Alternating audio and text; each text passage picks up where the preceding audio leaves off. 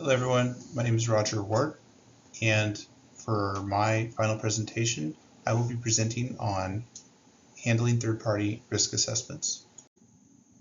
As we all know, CISOs have a fiduciary responsibility to identify and manage cybersecurity risk, but with the rise of SaaS, more and more companies are finding themselves reliant on third parties for their day-to-day operations. In 2025, Wistic, a third-party risk management software company, conducted a survey of over 500 information security and risk management leaders and found that 56% of companies reported having more than 100 third-party vendors. That is a 6% increase since just last year.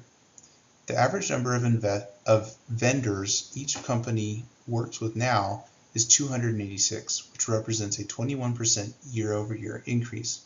As Verizon noted in their 2025 DBIR report, quote, "On the more hands-off side of third-party relationships, we find a proliferation of specialized software-as-a-service providers supporting specific industries and automating some of their critical processes.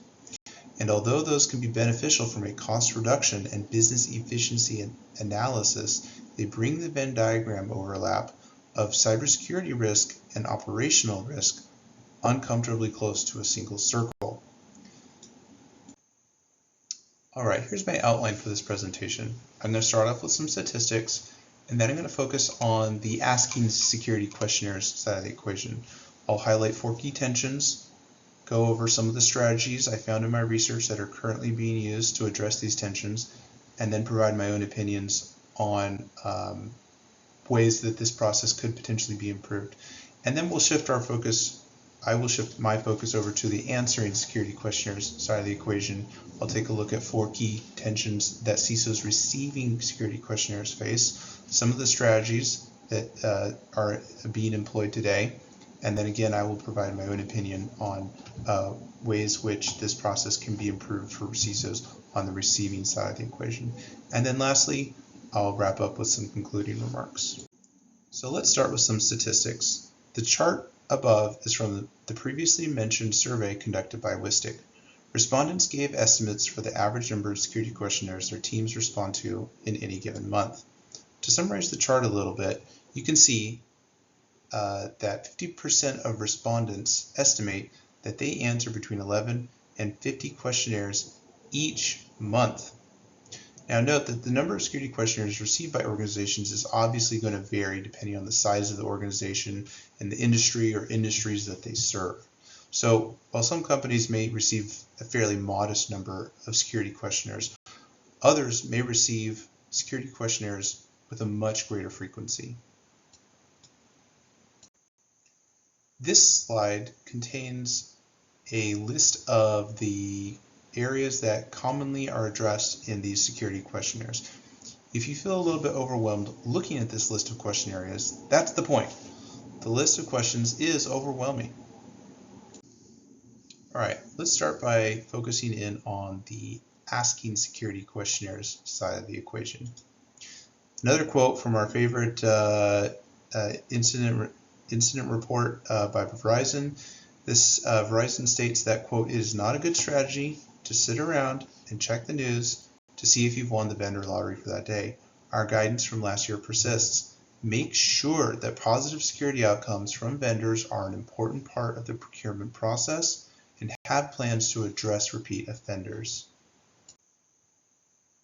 All right, so the first key tension that CISOs face when deciding when or how to send a security questionnaire out is to decide whether or not to send those questions out before signing a contract with a third-party vendor, or to send those questions out after signing a contract with that vendor. Some pros and cons on each side. Some pros of asking questions before, perhaps the most obvious pro is that this is going to inform the vendor selection process, right? Know before you commit what the security posture is of that organization before you sign on the dotted line. If you find that there's some less than favorable answers to your questions, well, this is going to provide you leverage in the negotiation process. On the downside, this is going to add friction to the sales cycles, and vendors may refuse to answer your questions prior to receiving some level of commitment from you in order to be sure that it's going to be worth their time to answer your questions. On the other side of the equation, asking questions after signing a contract, well, that's going to be less disruptive to the procurement process, right? You're going to get those deals done and you're going to be able to move business forward. On the downside, obviously, now you're locked in with potentially a risky vendor if you find unfavorable answers to some of the questions that you asked. And remediation is potentially going to be harder now that you've already committed. Okay, key tension number 2, a light or standardized questionnaire versus a lengthy, potentially customized, comprehensive questionnaire. On the light questionnaire side of the equation, the advantage is that you've got comparable answers if you've used a standardized questionnaire. And evaluating the answers to those questions is going to be easier to automate, right? The downside of using a standardized or a light questionnaire is that you're going to potentially miss important questions that are specific to the company whom you're evaluating, okay? On the other side of the equation, the pros of a comprehensive questionnaire is this allows you to address organization-specific risks, all right? Context-specific questions. The downside is that if you ask custom questions, you're going to receive potentially inconsistent responses, and it's going to make it hard to evaluate or compare answers, okay? And if you send a lengthy questionnaire, the vendor could just simply refuse because it's not worth their time to answer all those questions just to get your organization's business. All right, key tension number 3, that is prioritizing risk tolerance or prioritizing operational efficiency. Okay, on the prioritizing risk tolerance side of the equation, the advantage is that you're going to be able to catch red flags before signing any contracts, right? Better to be careful and cautious, right, in order to preserve the security of your organization. And this is going to be consistent with your efforts to build a culture of security within your company, right? Security first. This approach is going to be consistent with that. The disadvantages is that you're going to potentially add friction to the onboarding process. This friction is going to potentially frustrate internal teams, and it's going to potentially frustrate your vendors who may just simply refuse your business because you're just asking too many questions and it's just too painful to do business with you. On the other side of the equation, the advantages, obviously, the other side of the same coin is you're going to have faster procurement cycles, you're going to have better vendor relationships. The downside of prioritizing operational efficiency, just sign and recline, is that you're going to potentially have blind spots on the vendor risk. You're going to potentially be facing non-compliance, and there's the potential for a third-party breach in the worst-case scenario. All right, so the last key tension I want to highlight is manual review versus automated review. On the manual review side of the equation, manually reviewing responses allows you full control, and you don't have to pay any additional costs for any automated services. The downside is that this is not a scalable solution, and there's the potential for error because you're introducing a human into the loop. On the automated review side of things, automation is going to allow you to scale to potentially thousands of vendors, allow you to select the very best vendor, and potentially enables some level of continuous monitoring, right, to help you stay abreast of any changes. The downside is that you're going to have to pay for that automation or that service that you use to help you evaluate responses. And you are, again, introducing a third party. You're relying on a third party to do the evaluation for you, which has its own drawbacks. All right, well, let's talk about strategies that are currently in place to address these tensions. The first one is a tiered approach. So from my research, it seems that most professionals thinking about this issue strategically choose a tiered approach. By tiered, I mean that the more sensitive the data, the greater the level of scrutiny is applied to the security posture of the third-party vendor that is going to potentially be handling that data. Second strategy is questionnaire standardization. While 75% of companies still use custom questionnaires, surveys show that TPRM teams are slowly moving away from custom security questionnaires in favor of adopting standardized ones. Third strategy, vendor risk management as a service. This is where you essentially hire a third party to help you conduct your risk analysis. This is essentially throwing money at the problem and you're receiving answers on a silver plate. All right. And then lastly, we've got AI. Okay. A survey of more than 500 information security risk management leaders from Wistic showed that 50% of companies are currently using AI in their risk assessment process, while another 40% are either currently testing it or have plans to in the next 12 months.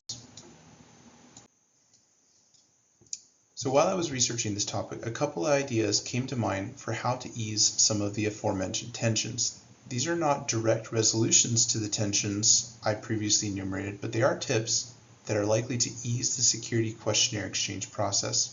Most of these are about reducing friction for the vendor. The less friction that they have, the more likely you are to get the answers to your questions. So an appropriate strategy should, first off, avoid custom portals. This limits automation and reduces the likelihood of getting a quick response. Number 2, limit custom questions. Custom questions may be good, but they take more time, so use them sparingly. Third, consider conditional commitment. It's reasonable for vendors to want some sort of commitment before spending 10 hours on your security questionnaire, but it's also reasonable for you to have a sense of the cyber hygiene of the company you're considering giving your business to before committing. All right, and then lastly, know your place. Ask a number of questions that is commensurate with the level of business that you are potentially offering a third-party vendor. It's not a good look to be asking double the number of questions as another business offering twice the amount of revenue. All right, let's shift to the other side of the equation, answering security questionnaires. Our first key tension, templatized canned answers or bespoke answers. On the templatized answer side of the equation, the advantages is that they're fast and easy, and you can be consistent in your messaging. The disadvantages is that you're going to potentially reveal more than is necessary, and you may not be providing direct answers to all the questions that your customer is sending you.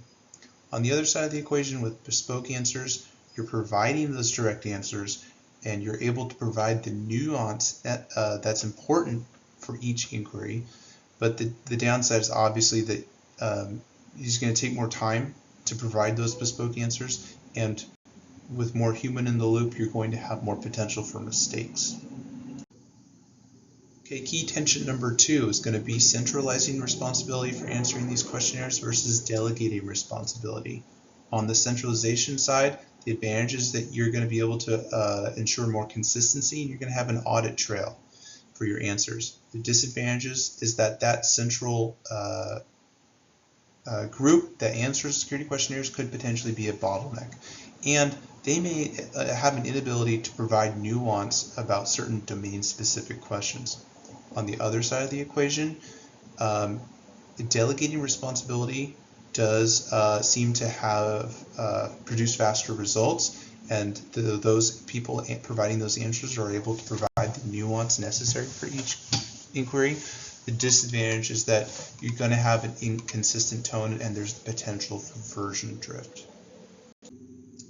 Key tension number 3, timely answers or accurate and complete answers.